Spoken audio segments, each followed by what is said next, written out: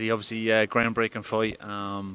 Historical fight for Irish boxing and women's boxing. Yeah, incredible. And I'm so proud for Katie, really. When the Serrano fight fell through, I thought the move would be to delay that fight. She wasn't so sure whether Serrano would take that fight. So she wanted to fight on May 20th. I then just presumed it would be a pretty straightforward fight. And she asked for Chantel Cameron, probably the toughest fight out there for her. And massive credit to both for taking this fight. I'm the committee member of the Deirdre Gogarty Statue Committee, and obviously that was Deirdre's hero growing up. She wrote letters to her growing up, and she's going to be present fight week, and Katie's requested that she be ringside for the fight. Is that something Matchroom be interested in? Yeah, I mean, whatever Katie says goes. Yeah. So, there's going to be huge demand for this fight. We've only got 9,000 tickets. It's going to be a lot of unhappy people.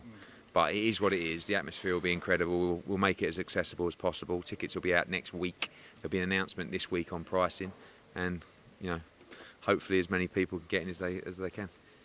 Last thing I want to say is the fight you announced there with Ellie Scottney and Johnson. Last night there was a bit of bite from Maureen Shea, who was originally says that she was sanctioned for the interim version of it. So she came online and said this last night. So the IBF orders. You read it, yeah? I'll respond to that because it's quite simple. Yeah. And our sympathies with Maureen O'Shea, but the facts are quite straightforward.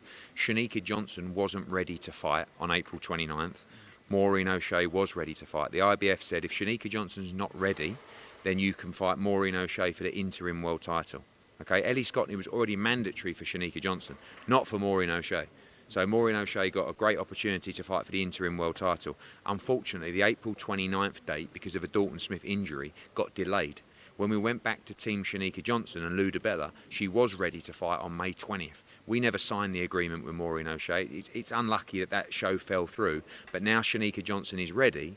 Of course, Ellie Scottney will now fight for the full title rather than the interim world title. Eddie, pro boxing fans, big news obviously last week with DAZN becoming its own channel on Sky. Question, why was that not done in the first place? Or did you guys think, was there politics? Did you guys think you could do it without? It's a huge amount of work and it's taken a very long time. And of course, you understand, everybody wants Matchroom, everyone wants DAZN to fail. So DAZN have had to do the work behind the scenes and make a groundbreaking move for them to have their own channel and platform on Sky. To be honest with you, the future for me is not that. But it just, the bizarre criticism of people that don't know a lot and the way they get into the ears of fighters. In Sky it's easy, you can press 401 and you can watch it. Well, now you just press 429 and watch it. So if that's what you want, we've created that as well. It's now the most accessible boxing platform in the world. You can watch it on Sky, you can watch it on Amazon, you can watch it on your phone, your laptop, your smart TV, everywhere. So there's no excuse anymore. So the reason is it's taken a long time for that to get over. But with the acquisition of Anthony Joshua, that was very important to them that you could also watch this fight via Sky.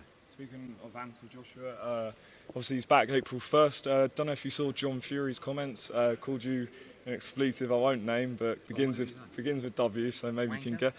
Yeah, okay. And he feels that you're the reason why the Fury-Joshua fight won't happen and that Joshua would make more money elsewhere. What's your response? I think the day that I start taking advice or listening to what John Fury says could be a very sad day for my career and for my business. Just on this fight, but I'll take my shirt off anyway. Hold me back. On this fight, just on a businessman's point of view, did you say to Katie, look, we could take a handier and we could, Yeah, I presumed that's what she'd do, because there's no people love the Chantel Cameron fight, but they just thought, oh, that's not going to happen at the moment. It's just a dangerous fight for both. And I just thought she could fight anybody and sell out the free arena. But she wanted to fight Chantel Cameron. For a long time, people in boxing felt that she wouldn't fight Chantel Cameron. She'd fight anybody. But ultimately, I agree. Earlier on, when Chantel Cameron was a threat and a danger and didn't have any belts, fuck fighting her. Where's the reward? Now, Katie can become undisputed champion, 2 division, by beating her, and she's more than happy to take the challenge. Hey Dave, I've got to ask you, first of major event since the events at the Regency, is there any increased security to ensure that fans can come to this event in confidence? Oh yeah, I mean look, it's going to be a huge event that's overseen by obviously the city in general, and it'll be a great night, and everyone's really looking forward to it. Judging by Frank Warren's latest teaser tweet, it seems like Fury vs Usman's on. Are you going? Am I going? I might do, yes. It's a great fight. I hope it happens. I'm surprised if it gets done for April 29, but I hope it does. And by his tweet yesterday, it sounds like it's on. Who's the favourite? Tyson Fury. Yeah, I think he's the favourite in a fight, but Usyk's a tremendous fighter, but I think the size will be the difference. But I've said that before. Kell Brook tagging in Conor Benn in a tweet just on Twitter, I saw. Is he? I haven't seen that. No, but look, Conor Benn really wants to fight with Kell Brook really wants to fight with Conor Benn. I do feel like that's a UK fight, and Conor's next fight looks like June 3rd will be in America or the Middle East, but who knows? Kell Brook is a fight I'd love to make. What do you make of the 70-30 split? Carl Froch says Tyson Fury's a walking contradiction. Yeah, he is a walking contradiction, but if he's got 70-30, he's done well. But it's only got 70-30 because he's of the man that Alexander Usyk is. Most fighters would go, fuck off, you're taking the piss.